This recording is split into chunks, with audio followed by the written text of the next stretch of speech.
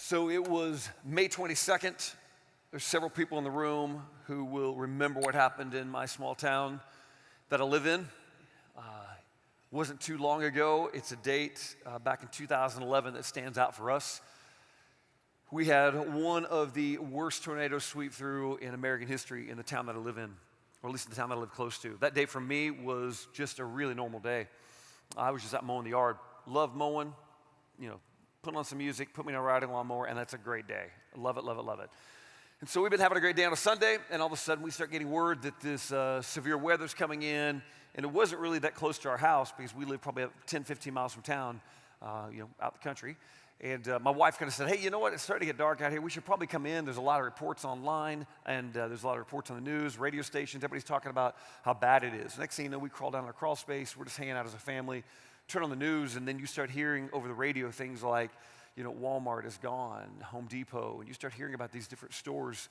And the next thing you know, our neighbor, she runs over to our house, knocks on our door, and says, hey, I need to ask you a favor. Can you run in town for me? She says, my husband's out of town, and his mom, she lives in this apartment complex. Can you go find her?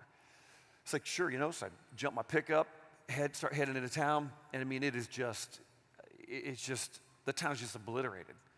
I'm trying to make my way through, pick my way through. I finally get to this apartment complex, which is right behind this Walmart that's been demolished. And I'm just wandering around, and there's, at one point I remember seeing it was like a U-Haul truck up inside this building, and there were cars down in ponds, and it was just nuts looking at this. And I'm yelling this lady's name, and I'm wandering through, and there's still water dripping around, and people. It's just chaos. It's just dark and chaos. Wandered around. I couldn't even find the name of the apartment building. And I remember finally just I can't find her. I looked everywhere, couldn't find her. Crawling around, looking, and it's getting darker and darker and darker to the point you can't see anymore. And there's none of the street lights that work anymore. And I realized I'm at that point where I'm not gonna find this woman. I've got no idea where she's at. So I jump back in the truck and I head home. And I remember what happened next. We kind of get home and we're getting all these reports about, hey, we need you to stay away. We need you to not come in town. We need everyone to avoid coming in. And then all of a sudden I kind of get this thing in my heart. I'm like, man, at some point, don't I need to love my neighbor? Don't I need to, at some level, risk it? I can't just sit here forever. And so I eventually volunteered just a couple days later, and I got a unique yet bizarre job of doing cadaver searches. We're out looking for bodies that might be still alive or bodies of people that have passed away. And pretty difficult. As we load up in this truck, they drive us over where this hospital used to be. And the hospital now is absolutely decimated. There's nothing left. And you got to keep in mind, this is like a 4 or 5 story hospital with people probably giving birth the night before, or people there for cancer treatments or had surgeries. This was a packed hospital with people that were loved and cared for. And as we looked at it, you just kind of see every so often curtains flapping through the windows. And in this parking lot that I went to every day, you could see the gurneys where they'd had to perform surgery right out in the open there. And I remember just my heart breaking, just breaking. I remember just sitting there, just tears welled my eyes for this town that I grew up in, town that I cared about. And I remember one thing in particular. We went out and they would give us these grids to go through and search, like a neighborhood.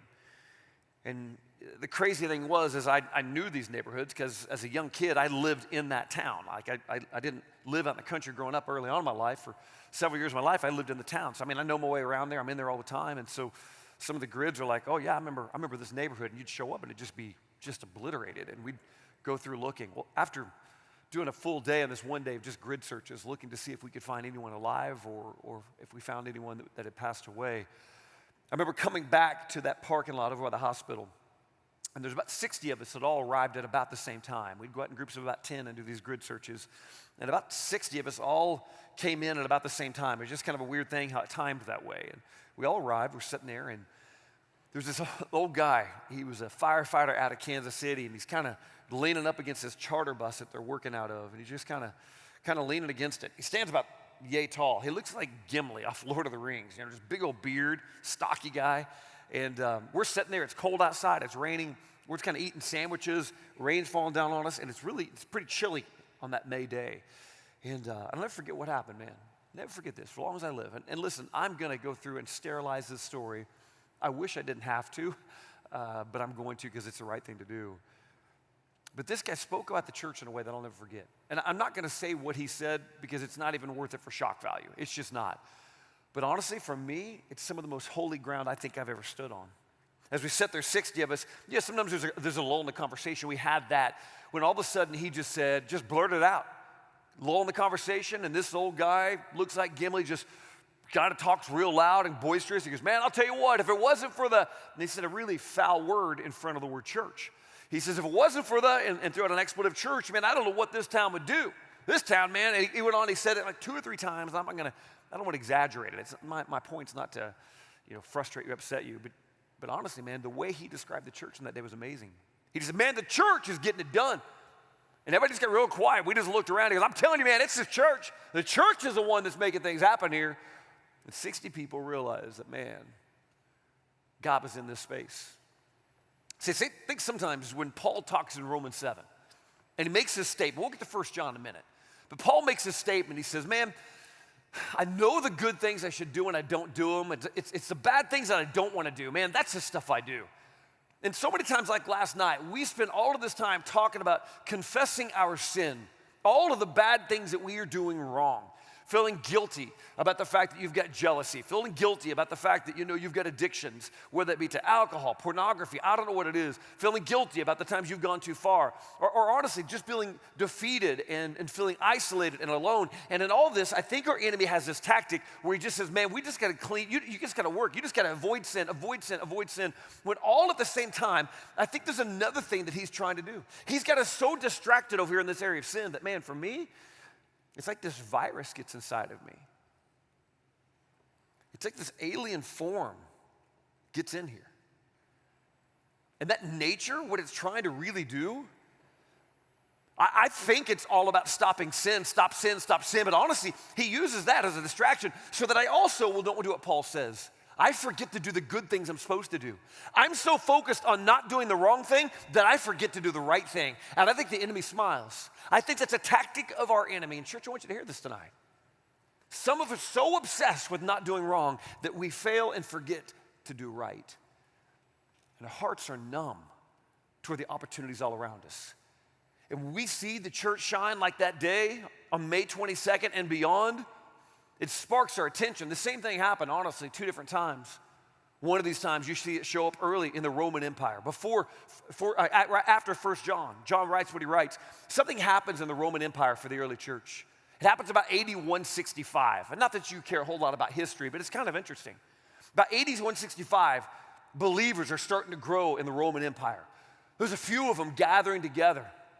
And as they begin to grow, measles sweeps through and people are just dying left and right. And it didn't just happen in AD 155, it happens again in AD 250, and this time it's probably smallpox. It sweeps through, and they're losing 2,000 bodies a day are just hitting the floor and dead. But the crazy thing is that every time the disease came in the Roman Empire, all the pagans, the people who weren't Christians, they would just absolutely flee, man. They were gone, man. They didn't want to be around these sick people. But the Christians, they stayed. Kind of like the people who show up that day in that tornado. The Christians show up. And the Christians are the ones who are meeting the needs. The Christians are the ones who are taking care of the sick. The Christians are the one that honestly, when a pagan's family would bail on them, they'd bail on a grandma, they'd bail on a mom, they'd bail on little children. They would head for the hills trying to get away from the disease. The Christians stayed put. This guy named Dawson, he says this. Josh put that up. He says, most of our brother Christians showed unbounded love and loyalty, never sparing themselves and thinking only of one another. Heedless of danger, they took charge of the sick, attending to their every need. Down lower, it says they drew on themselves the sickness of their neighbors, cheerfully accepting their pains, transferred their death to themselves, and died in their stead. So the death in this form seems every way the equal of martyrdom. See, we come from a stock of people who do not believe in inactivity.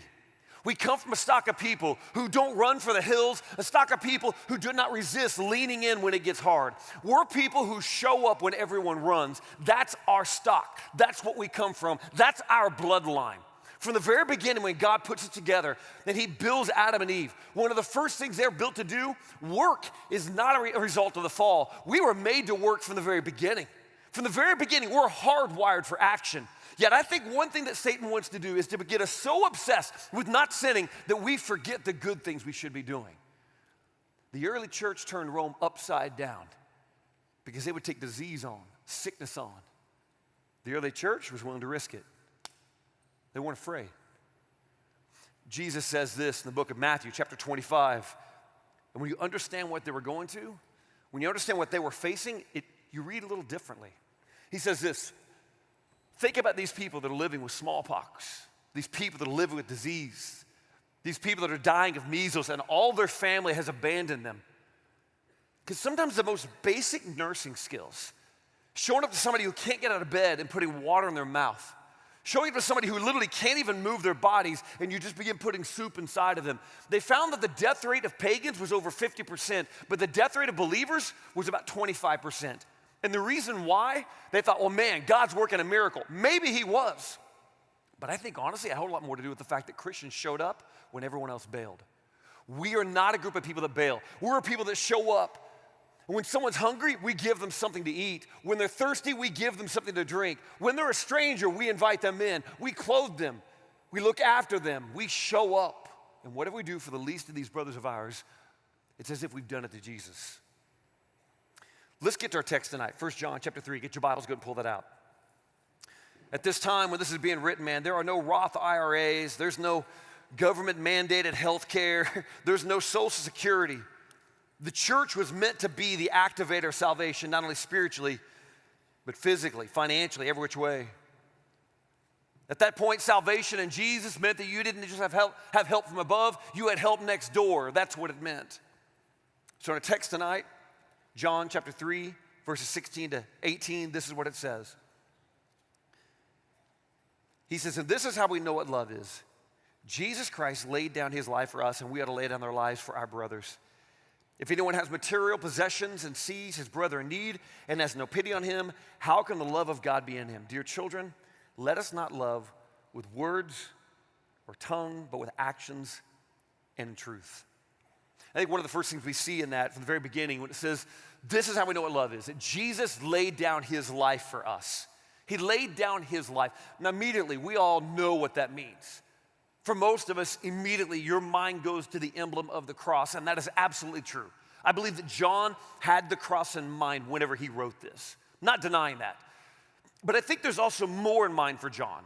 Because John saw Jesus not just on the cross, but John was able to see the full scope of Jesus' life. And Jesus risked it. Jesus was willing to risk it long before the cross. I mean, you think about the fact that he comes from heaven, gives up the nature of heaven in order to place himself on this nature called earth. He gives up the throne of heaven for a manger. You talk about willing to risk it. The fact that he was willing to lay down his privilege for poverty. The fact that he would lay down his own safety. You want to talk about risk it?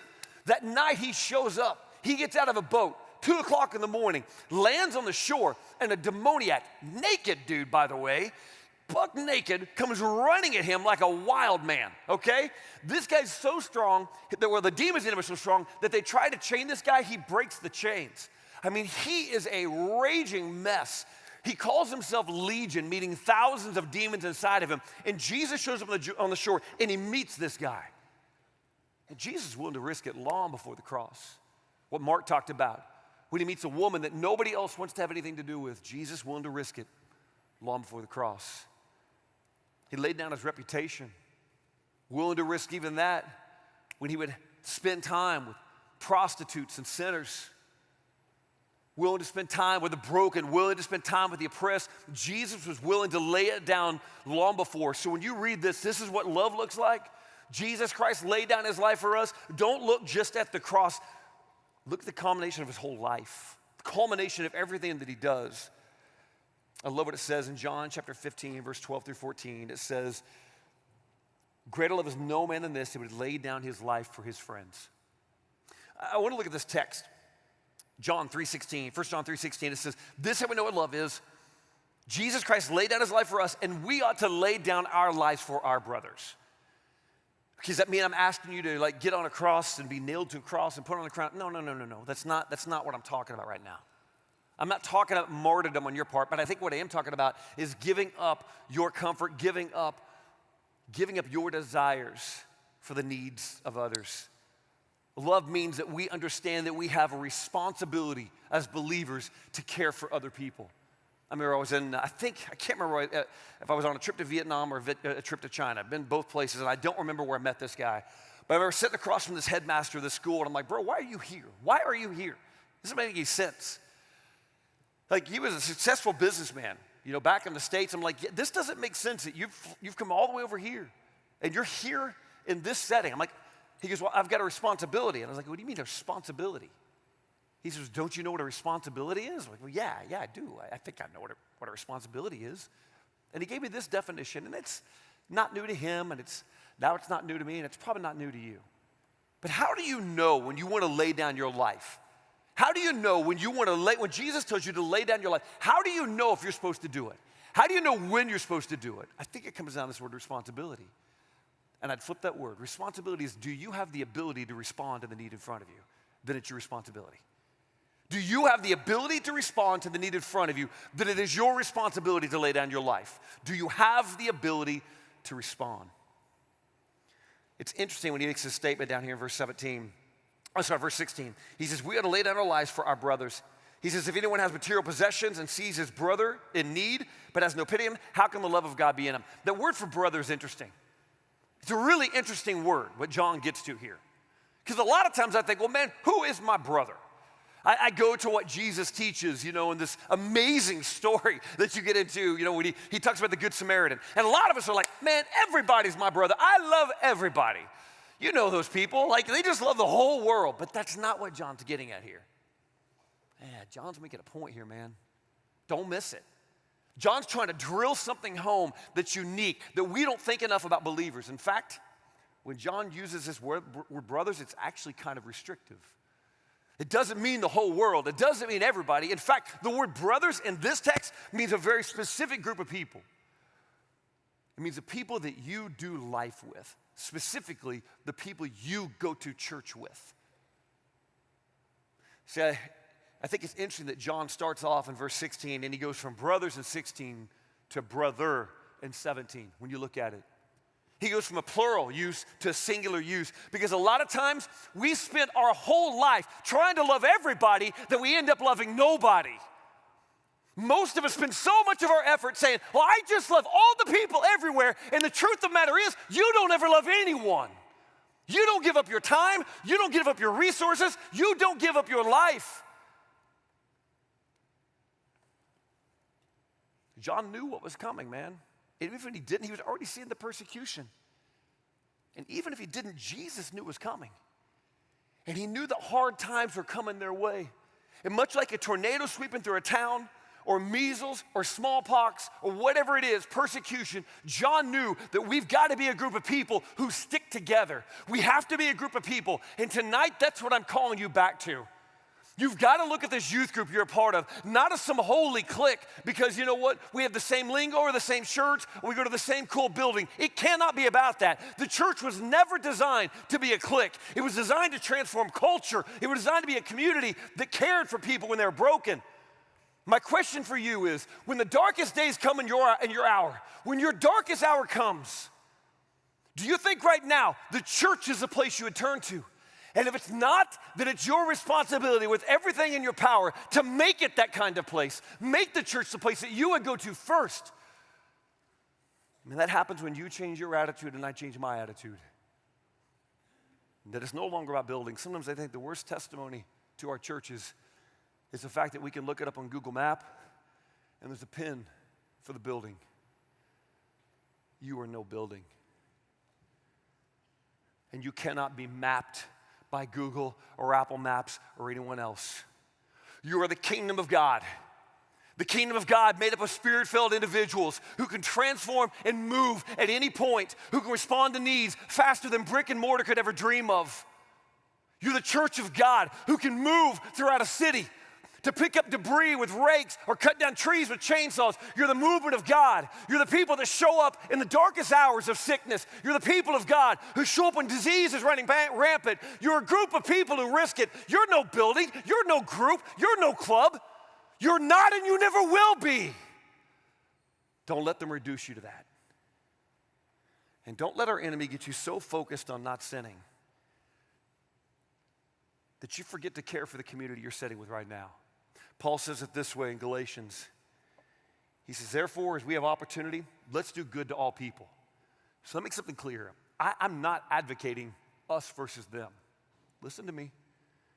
I'm not advocating us versus them. That's not my heart. But Paul says this and John says this. Let us do good to all people, but especially those that belong to the family of believers. The way you treat people in this community should be different than how you treat anyone else. You should open your heart in ways, open your wallet in ways, open your time in ways. And you're like, wait, Jayson, what about all the social justice stuff? If it's not happening with the community you live in, it needs to happen there first. Paul says it. Let us do good to all people, but especially those that belong to the family of believers. John points it out. When he talks about brothers and sisters, he's talking about fellow believers. I mean, honestly, if you want to see it, go to the book, go to Acts chapter 2. Josh, show that up. Acts chapter 2, when it says this, all the believers are together. They had everything in common. They sold property possessions to give to anyone who have need. Every day they continued to meet together in temple courts. They broke bread in their homes. They ate together with glad and sincere hearts. And check out that last line. And the Lord added to their number daily those who are being saved. I'm trying to make a point here that when the world can see the way we love one another, Tertullian talked about that when measles swept through in 8150. He says, man, what they respond to us is, oh, how they love one another. We are not a people that run, we are a people that risk it. Willing to give up our possessions, willing to sell an Xbox when somebody's going through a hard time, willing to forego an iPhone upgrade when we know a family in our church has needs, willing to give up whatever it is that we own in order to bless someone else. That's the stock we come from. We're not hoarders, we're givers because of love. But I'm not saying I'm asking you to take care of your group and your people to the exclusion of everyone else. No, that's not what I'm saying. What I'm saying is that when you take care of this family called the church, believers watch. Next to be pagans, non-believers watch. They look at that. Now trust me, if your group is just marked with sarcasm, and your group is just marked with selfishness, and your group is just marked with all the same cut downs and put offs that every other group is full of, it doesn't help. But when somebody over here can look at a group of people and go, man, look how they love one another, that's what grew the early church. It wasn't the fact they're standing on street corners, preaching like crazy, handing out tracts. It was the love they had for one another that transformed the empire. It turned Rome on its head. And I know that if you would go back to that as a church, your love for one another could transform your community, your radical, God-shaped love. Because people are attracted to a community like that. Could they be attracted to the community you live in now? 17 says this, we'll move quick. He says, if anyone has material possessions and sees his brother, meaning fellow Christian, in need, but has no pity on him. Pity is an interesting word there. What it really means is you slam the door of your heart toward another person. That's probably the best visualization that we give it in the Greek language. It's shutting of a door and deadbolting it. Have you ever shut your heart off to another person in your group? See, the crazy thing is, sometimes in our youth groups, we even get kind of like this popularity thing going. Like we think some people are better than others. Or we get kind of this attitude in this group that the upperclassmen are this way and the lower classmen are this way. And we start doing this monstrous stuff where we start evaluating people and evaluating who the really good people are and who the bad. And I can tell you, man, that is not the way Jesus designed the church to be. He designed it to be a place of love where we do nothing out of selfish ambition or vain conceit. In fact, in Philippians 2:8, it says this. It says, man, if you got any encouragement from being united with Jesus, if you get any encouragement from being united with Jesus, man, I have that. I know the stock I come from, and I come from a dark place. Jesus has transformed my world, transformed my whole family tree is changing because of Jesus in my life, changing destiny. I've been married 26 years now. I've been faithful to my wife the entire time. That doesn't happen in my family tree. That's not where I come. I'm encouraged from being united with Christ because he's reset my story. I have comfort from his love. I have fellowship with you guys, man. We get community here. Then Paul says, and make my joy complete by being like-minded. He says, be one in spirit and in purpose. One in spirit and purpose. Not this group and that group. Not the cool kids and the not so kids, not the talented kids and the not so talented. No, we are one in spirit and in purpose. We realize that God has designed everyone in this room for his kingdom, and everyone has purpose. And if you can't see it, then it's your job to help them discover it. Be one in spirit and purpose. Do nothing out of selfish ambition or vain conceit. In humility, consider others better than yourselves. Each of you should look not only your interests, but the interests of others. Your attitude should be the same as that of Christ Jesus. Let humility be our guide. Let me ask you this, man. If you're sitting in this room and you think you're all that in a bag of chips, like you're just all that, if Jesus can lay down his crown, can't you lay down yours? My buddy Chad used to make this comment. You never see anybody walking across a college campus in a letter jacket, high school letter jacket. You realize all this stuff you're chasing right now won't matter. All the popularity you're chasing, how much do you care about the kids that were really popular 7 years ago in your high school? How much do you honestly care? Zero, man. And at some point, they're not going to care about you either. Give up this illusion of chasing prestige, of chasing accolades, of chasing titles. Man, let the one thing you chase be love.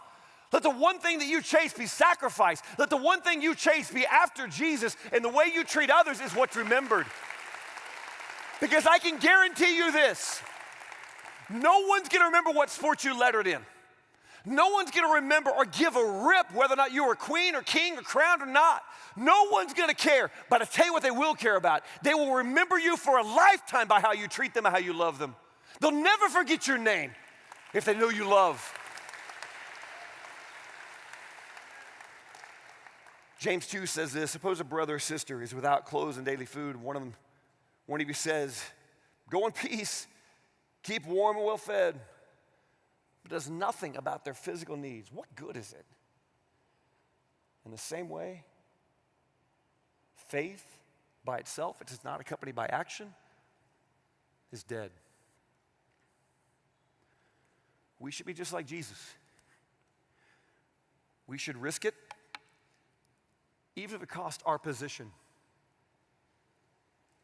Positions of popularity, fake positions of perception.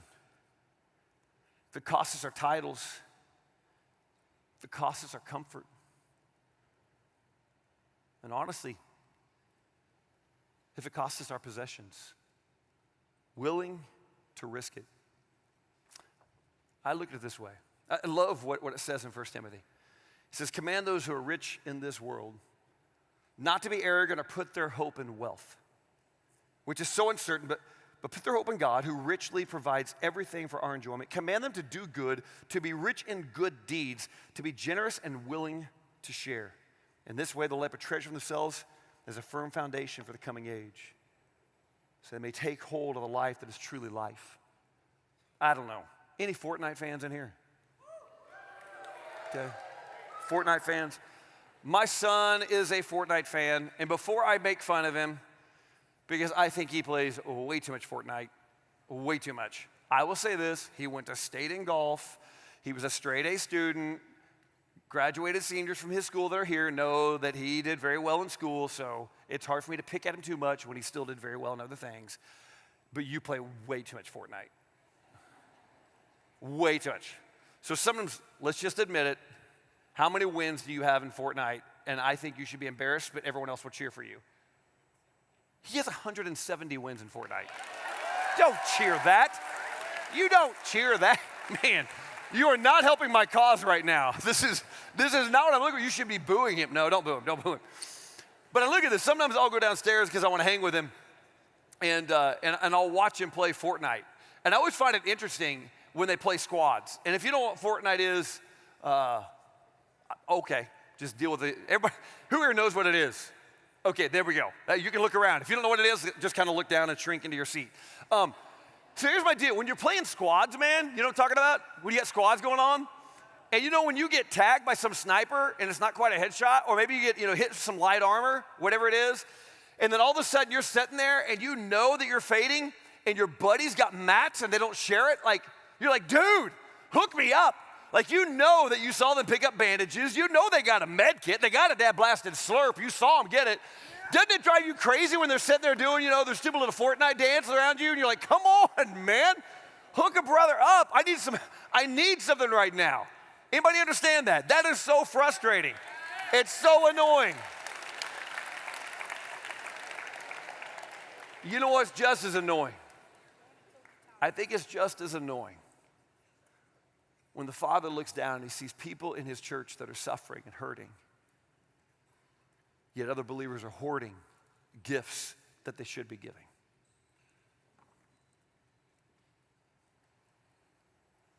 I think it's just as grievous. I think it's more grievous when we continue to dance our little dances and sing our little songs and move on with our lives, and we see people in our church that are hurting and we do nothing about it. The fact that you want to send half the world away is a beautiful thing. I'm not saying that's wrong, but I'm saying you have a spiritual obligation to care for your community. It's a mandated obligation that doesn't come from me. It comes from Jesus.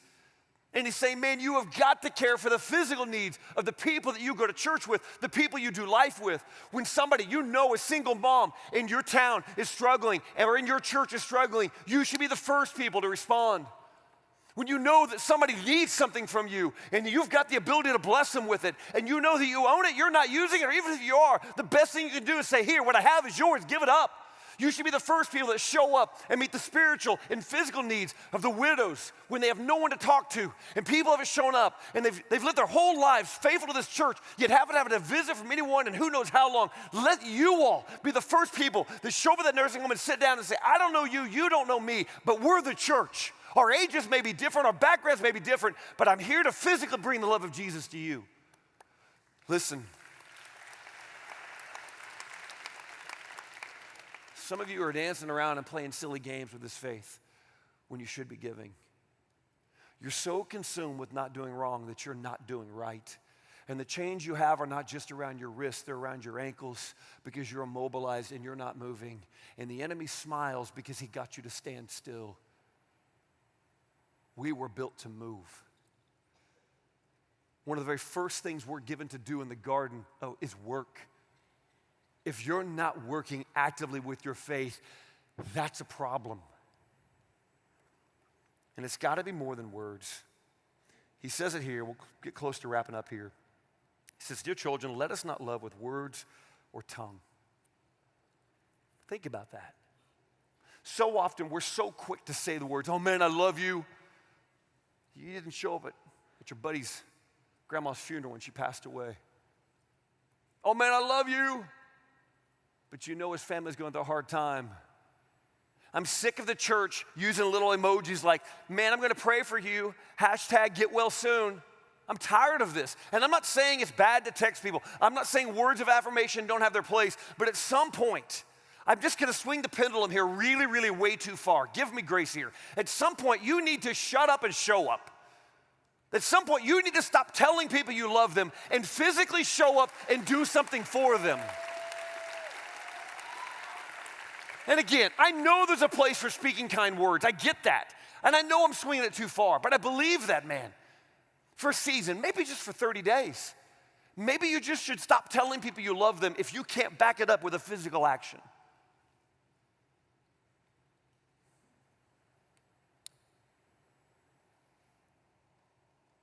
I think for me, I love this text where it says, a new command I give you. John 13. Listen, love one another. Stop it right now. That doesn't mean more hugs. It doesn't mean more youth group time where we all just cry together. That's not what that means. If you think love one another is that our friendship gets closer, our clique gets tighter, then you are clueless right now. You've not listened to anything I've said tonight. Love one another means you move to a place of action. You're there when somebody's family member dies. You're there for the single parent in your church. You're there when your buddy's going through a hard time and you don't just text, praying for you. You show up, you knock on the door and go, I'm here, man. Let's spend some time together. Then your buddy can't come to church because he's got to mow the yard. You show up with a lawnmower. That's what it looks like. When you know that a young family hasn't been able to go on a date because they got little kids, you and 3 other people show up and say, man, we got this tonight. Go invest in your marriage. We're here. That honestly, for some of you in this room who become business leaders, for some of this room, you're going to grow great businesses and you're going to be amazing at it. I hope that one of the first people you look for is people in your church that you can hire. I hope that's one of the first places you look. A new command I give you, love one another as I've loved you, so you must love one another. By this, everyone will know you're my disciples because you get a really great building. By this, everyone will know my disciples because of your mission and your vision statements. By this, everyone will know you're my disciples because you got really, really hipster youth leaders or really, really hipster pastors in your church. By this, everyone will know my disciples because you got new vans or you're riding charter buses or you got matching shirts or matching lingo or matching whatever. I'm not saying any of those things are wrong, but what I am saying is there's only one way that Jesus defines that the world will know you're his disciples, and that's by how you love one another. You got to love each other. And love is found in sacrifice, not in verbiage. Love is found in sacrifice, not in speech. Stop telling people that you love them and show it. And again, I'm swinging way over here real far. I know that right now. There is a place to tell people you love them. I know that. But I think we're so quick to live over here, to run our mouths. And I'm just telling you, man, social media is not the place to tell people you love them. You tell them in the front yard. You tell them at a funeral. You tell them over a cup of coffee. You tell them when you show up in their darkest hour and you're there because we come from a group of people who risk it. Here's how it played out in my life. His name was Curtis. I grew up in a house where I didn't really know what it meant to have a dad. Didn't know. Never really experienced it. My mom got divorced when she was pregnant with me. I was born a few days later. Went to live with her and my grandparents for a while. And there was another guy that moved in. They got married to her, and then they got divorced because he cheated. And then there would be boyfriends that would live with us for a while. Then they would move out. And I always wondered, if this is my next dad. But I remember I went to Curtis's house one time, and he was poor as poor can be, man. But for the first time in my life, I saw love in a way that I'd never experienced. Now, I understand, my parents were not abusive. Please do not misunderstand this. My mom was a good mom. And my stepdad did deeply care for us. I'm not here trying to malign their name or make it sound like something it's not. But I would say is, when I went to Curtis's house, I saw family for a way that I'd never seen family. And that was a felt need for me. I needed to know what family looked like. And Curtis showed me what family looked like. I remember we showed up, we hung out, and the first time we ate, we all held hands. I'm like, how are we going to eat? And they did this thing called prayer. And I'd never seen a prayer before. I'm like, who are they talking to? Kind of freaked me out, like looking around like they're a ghost or something.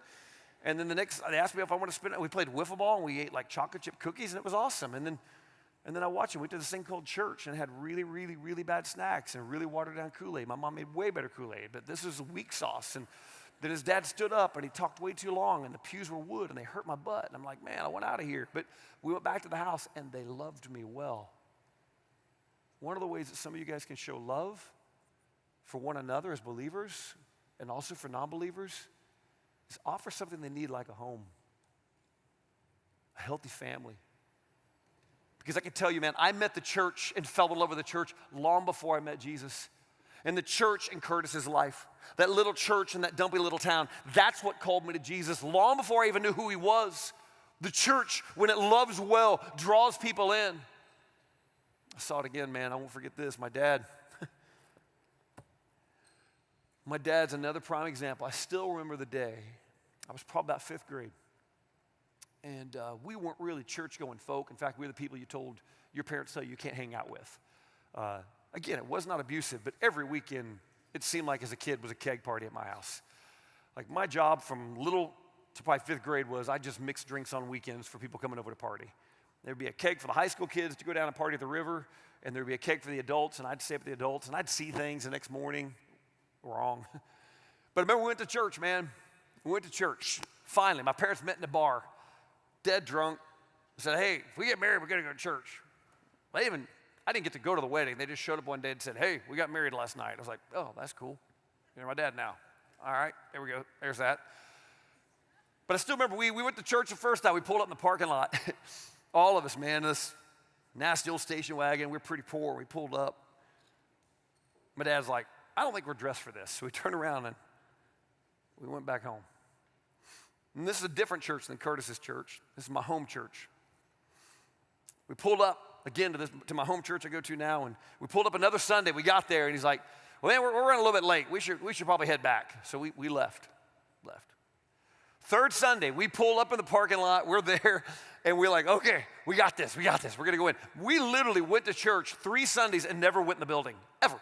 Just went to the parking lot and then went home. 3 Sundays we did that. Finally, we went in, and we had ice cream, and these people just loved us, man. I'll never forget. 5th grade, back then we still lived out in the country. Back then we didn't have like dump trucks that came to pick up our trash. It was a little redneck, but there was these 55-gallon barrels, and we'd have to burn our trash in there because nobody come get it, and you couldn't let it just like pile up. So I went to burn the trash, and my mom had put her hairspray can in there. When it lit on fire, I didn't know. And the can blew up, and it went down, and it landed on these oak leaves. And the leaves caught on fire. It started to burn. I didn't know. I was in the house taking a shower, and the next thing I know, I hear my mom screaming and yelling, Jayson, Jayson!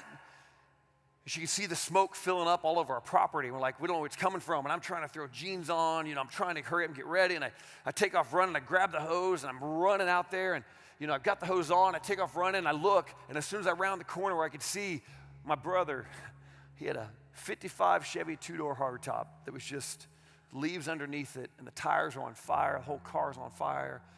And I look, and my buildings where my dad, he's a construction worker, where he puts his tools. The buildings are about to catch on fire, and I look at it and go, man, the next thing you know, our house is going to catch on fire. And I'm just sitting there at 5th grade holding a hose in my hand, squirting it, and it's not even getting close.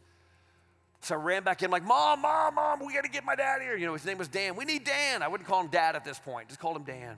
It's like, we need Dan. I run inside. So we didn't have cell phones or pagers back then, man. This is a long time ago. And so she just grabs the phone, like, how am I going to get a hold of him? And she remembered where he was working, and she remembered that a lady from the church just lived about a mile away.